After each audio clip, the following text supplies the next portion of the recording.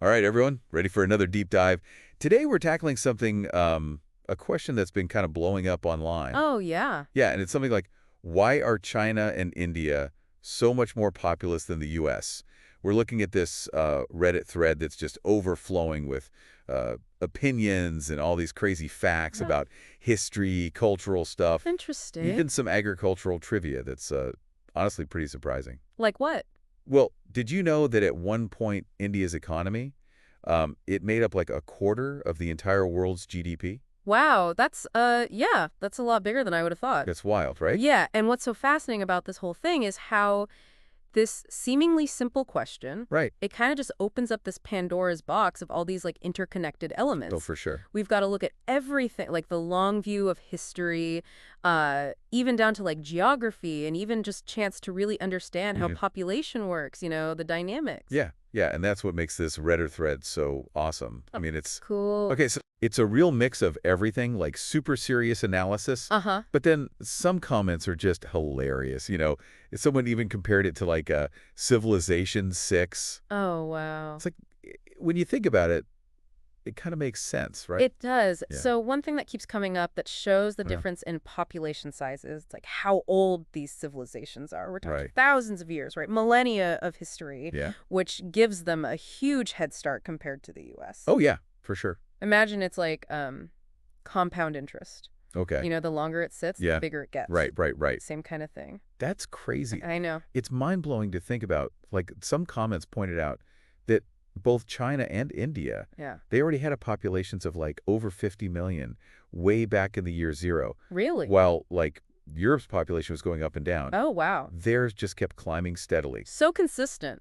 Yeah. And that's key. Okay. We hear a lot about China being the oldest continuous nation state, Right. which kind of feeds into this whole idea of nonstop growth. Makes sense. But it's more complicated than that. Really? Continuous history doesn't mean it was just like this straight line. Oh, okay. China's had its periods of, breaking apart, different dynasties coming and going. Yeah. Yeah. And even like its borders changing. That's a good point. Yeah. Especially when we're talking about such a long time. Right? It's not just about where you start, but how things stay stable enough Exactly. for the population to grow. Yeah. Speaking of growing, this thread talks a lot about how much fertile land and water there is in China and India. Oh, yeah. Yeah, especially in places like, what was it, the Indo-Gangetic Plain Right, and right. the North China Plain? Those places became like population centers because they could handle huge numbers of people through farming. Makes sense. When there's good food, more people survive. They Mhm. have kids, Mhm. and those kids survive too. So it just keeps growing, Powerful cycle, right? like a snowball effect. Pretty much. More people come to fertile areas, more development, Mhm. and then that lets even more people live there. Yeah. One comment said, let me see, India might only have 4% of fresh water compared to the U.S.'s 7%. Okay. But that's spread over like way less land, like a third of the land mass. So it's more concentrated. Exactly. So even though the total is lower, Yeah. the fact that it's all kind of packed together in certain areas, that's what makes the difference. Right. It's not just the number, it's how it's spread out and Oh. used. Right. And right. then if you think about it, something like 80% of India gets enough rain for farming. Really? Yeah, so you can see how it can support so many people. It's like having all the right stuff in the right places Aha, except to make, well, a lot of people. For sure. But it's not just about geography, right? Right. This Reddit thread also mentioned a bunch of cultural and social factors that play into population growth. Oh, interesting. And this could be kind of touchy, Oh, yeah. but it's really important to understand their role. For sure. You got to be careful and open-minded when you're talking about this stuff. Definitely. We're not here to judge anyone. Right. Just trying to understand Yeah. how cultural practices and how societies are structured have affected, how population has changed over time. Absolutely. Context over criticism. Some common themes I saw were traditional families Uh-huh. where having lots of kids was seen as a good thing, Uh-huh. and then how in some places kids are needed to work or take care of their parents when they're older. Right. And we can't forget about access to family planning. Yeah. It's limited in some areas. Definitely. And education, too. Yeah. And gender dynamics play a role, too. Oh, yeah. Yeah, in some cultures, it's really important to have sons, Oh, I see. which can lead to families having more children Mhm. until they have a boy. That's a good point. It's complicated, but you got to understand these things to really get the whole picture. It's not just numbers on a chart. No. It's about the people behind those numbers. Exactly. Some people in the thread even shared stories about their own families, Oh, wow. showing how these things affect real people.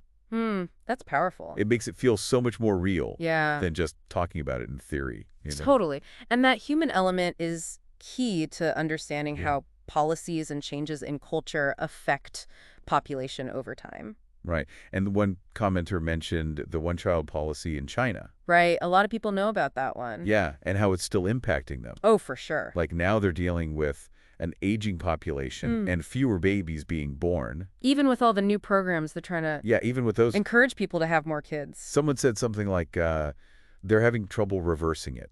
Makes sense. Yeah. When cultural norms are so ingrained, especially about family size, Right. they're really hard to change quickly. Yeah. It's this mix of policy, culture, and individual choices. It's complicated. It really is, and it shows that even policies with good intentions can have side effects that last for generations. That's a powerful thought. It is. Yeah. Makes you think, like what happens next after something like that, Both the good and the bad. But let's kind of zoom out for a sec. Okay. We've been talking about China and India. Right. But how do their populations actually compare to the U.S., like in terms of trends? Well, we talked about it earlier, right? China's population is actually expected to go down in the next few decades. Huh, interesting. Mostly because of that one-child policy. Oh, right. They're in a weird spot. Population shrinking, Yeah. but their economy is still getting stronger. Wow. India's different, though. Oh, yeah, Yeah, their population is supposed to keep growing. Oh. Some people even think they'll overtake China. as the biggest. Yeah, like within our lifetime. That's a huge change. It is. And that's got to have, like, global impacts, right? Oh, totally. It changes everything, the economy,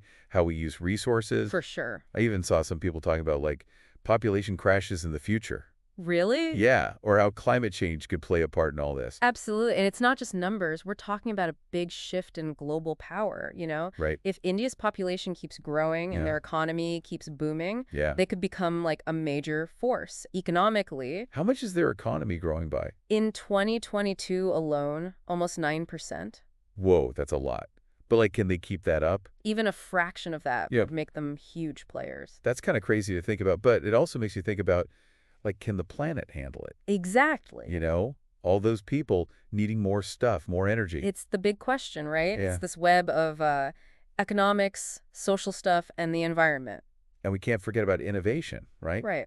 Some people said how big populations can lead to new ideas and solutions. They can. It's not all doom and gloom. It's like every challenge is Yeah. also an opportunity. Throughout history, we've seen how creative humans can be. Yeah, We find ways to deal with the challenges we face. that's a good point. It's not that population growth is good or bad. Right. It's what we do with it, right? Exactly. How we manage it, how we use it. What I really liked about this thread was how many different points of view people had. Oh, yeah. Yeah, we saw discussions about history, farming, culture, government policies, even just basic psychology. It reminds you that things are usually more complicated than they seem, right? Oh, for sure. There's rarely just one reason for something. Especially with something like population. It's always a mix of things. And that's why these kinds of discussions are so cool. Totally. It's easy to just accept a simple answer, Yeah. but when you really dig in, You start to see all the details, the contradictions, the things we didn't expect. makes you think harder, challenge your own assumptions. That's what we're all about here at Voices of the Soul, right? Absolutely. Getting people to think, make connections between things that might seem totally separate. We love exploring these big questions. Yeah. And showing the hidden connections that shape everything. Fascinating. And we're so glad you're here with us. Speaking of being here with us, don't forget to hit subscribe and give us a like if you're enjoying this.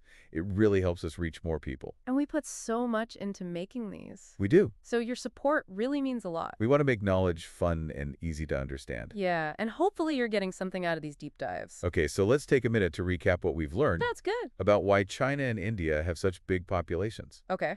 First off, there's no one answer. It's not that simple. Nope. It's history, geography, culture, even politics, all mixed together. We saw how long these civilizations have been around and all that good land and resources they have that gave them a head start. But we also talk about cultural stuff, family traditions, and how easy it is to get family planning. It all matters. And then there's government policies, like the one-child policy. Which had both good and bad results. It's crazy how all these things have interacted over time. Yeah, to create what we see today. And it gets even more interesting when you think about the future. Oh, yeah. China's population is going down, India's going up. Big changes are coming. It's like a reminder that the world is always changing. Always. And population is a big part of that. Absolutely. Well, that's it for part 2. Thanks for listening, everyone. Remember, knowledge is power, and we're all in this together. See you in part 3. Okay, so we're back for the last part of our deep dive into, why China and India have these huge populations compared to the U.S. Here we are. And I gotta say, going through all this stuff from the Reddit thread, Yeah. it's kind of amazing how connected everything is. Right. It's not just about how many people are born and die. It's about, like, It all ties into... history and geography and culture and economics, even climate change and tech. Yeah, it's like peeling back layers, all these things that affect population, how it grows and shrinks. And those things are always changing, too. Constantly. It's easy to think of population as just a number, but it's really so much more. Right. It tells you about a country's past, its present, Yeah. even its future. I like that. It makes you realize that it's not just us versus them. Yeah. It's easy to just compare based on size. Right. But this whole deep dive has shown Yeah. there's so much history and cultural stuff. So much nuance. Yeah, that shapes how a population changes. And it reminds us that simple answers are rarely the whole story. Exactly. And we try to understand those differences, with empathy. Mhm. We can have better conversations. It's about realizing we're all connected, We are. no matter where you're from or how big your country is. And speaking of connection, Oh, yeah. don't forget to share this with your friends if you're enjoying it. Yeah, tell them to subscribe to Voices of the Soul. And check out our YouTube channel, Shauna Polage, for more deep dives like this. We're all about learning more about the world, one step at a time. That's right. So, as we wrap things up here, Okay. I want to leave you with something to think about. All right. If these population trends keep going the way they are, how different will the world be in, say, 50 years? Or even 100? That's a good one. Will all those people lead to new ideas and progress? Or will they face huge challenges, That's a question we all need to think about. Yeah, there's no easy answer. Not at all. But it's important to consider. Well, just what we do today shapes the future. Yeah. So keep asking questions. Stay curious. And keep exploring. That's what it's all about. And until next time, keep those voices curious.